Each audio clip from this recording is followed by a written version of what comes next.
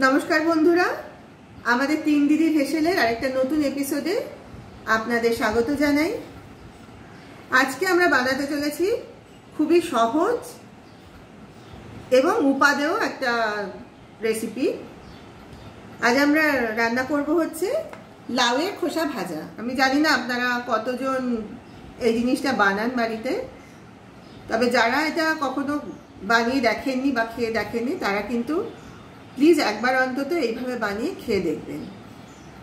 তাহলে যা যা উপকরণ আমরা ব্যবহার করছি সেগুলো আগে দেখিয়ে নিই।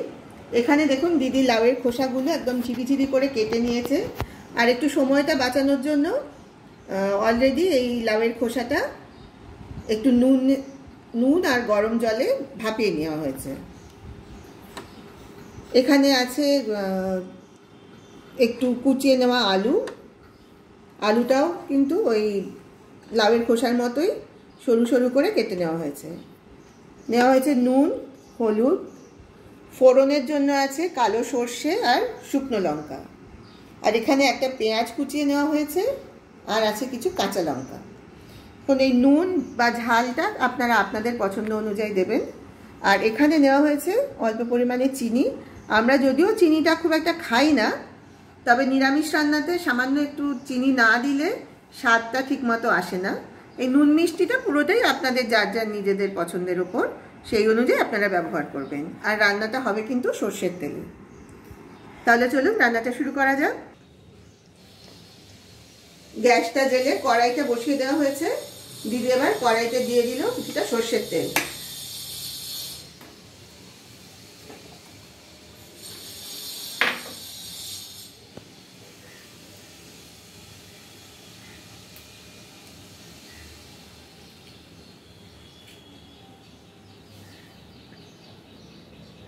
তেলটা গরম হলে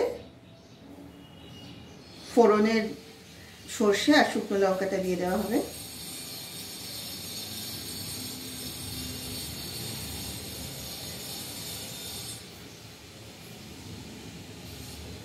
ওদের তেলটা গরম হয়ে গেছে। দিদি তেলের মধ্যে প্রথমে দিয়ে দিল কালো সর্ষে, তারপর দিয়ে দিল শুকনো লঙ্কা।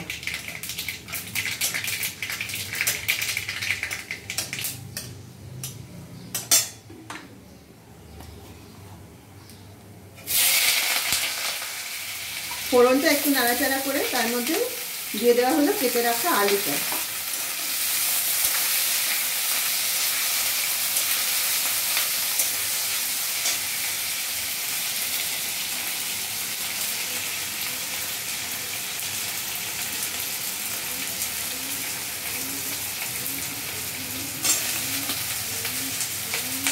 এবার আলুর মধ্যে দিদি কেটে রাখা পেঁয়াজগুলো দিয়ে দিল। এবার আলু আর পেঁয়াজটা ভালোভাবে নেড়ে দিচ্ছে।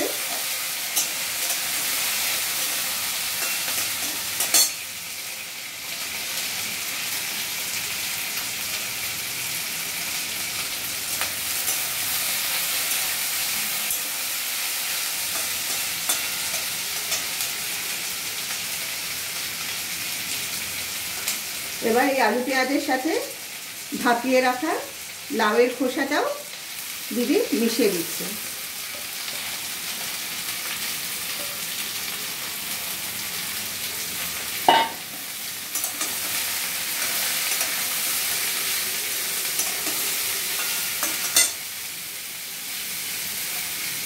দিয়ে দিল চিড়ে রাখা কাঁচা লঙ্কা। এবার দিয়ে দিচ্ছে পরিমাণ মতো নুন আর একটু হলুদ।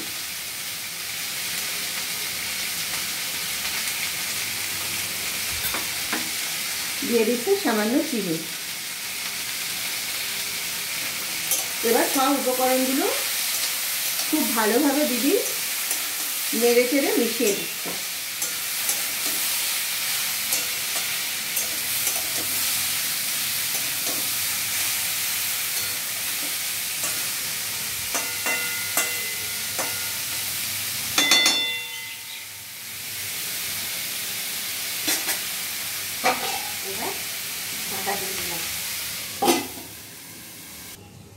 ঢাকাটা তুলে এবার আর একবার একটু নেড়ে দিচ্ছি।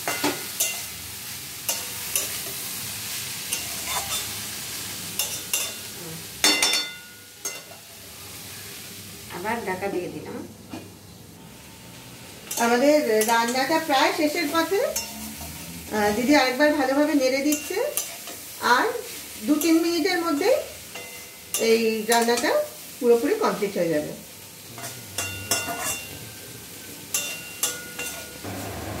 তাহলে আমাদের আজকের রেসিপি আলু পেঁয়াজ দিয়ে লাউয়ের খোসা ভাজা একদম তৈরি হয়ে গেছে।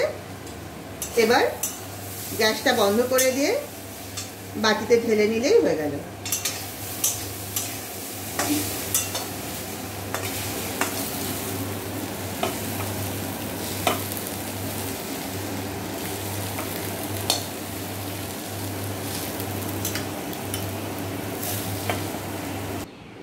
তাহলে একেবারে রেডি হয়ে গেছে আমাদের আজকের রেসিপি আলু পেঁয়াজ দিয়ে লাউয়ের খোসা ভাজা। এবার থেকে যখনই আপনাদের বাড়িতে বাজার থেকে লাউ আসবে, আপনারা কিন্তু খোসাটা ফেলে না দিয়ে এই রেসিপিটা একবার বানিয়ে টেস্ট করে দেখবেন। আরেকটা কথা বলে দিই, যারা পেঁয়াজ খেতে পছন্দ করেন না তারা কিন্তু পেঁয়াজ ছাড়াও এই রেসিপিটা বানাতে পারেন। তাহলে কে কিভাবে বানালেন এবং খেয়ে কার কেমন লাগলো এটা কিন্তু প্লিজ অবশ্যই আমাকে সবাই কমেন্ট করে জানাবেন। আমি অপেক্ষায় থাকবো আপনাদের কমেন্টে। আর ভিডিওটা ভালো লাগলে প্লিজ একটা লাইক দেবেন, আর আপনাদের পরিচিত বন্ধুদের সাথে প্লিজ ভিডিওটা শেয়ার করবেন।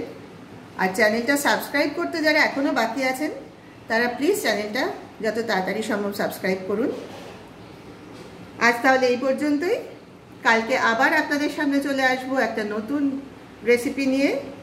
ততক্ষণ সবাই ভালো থাকুন। নমস্কার।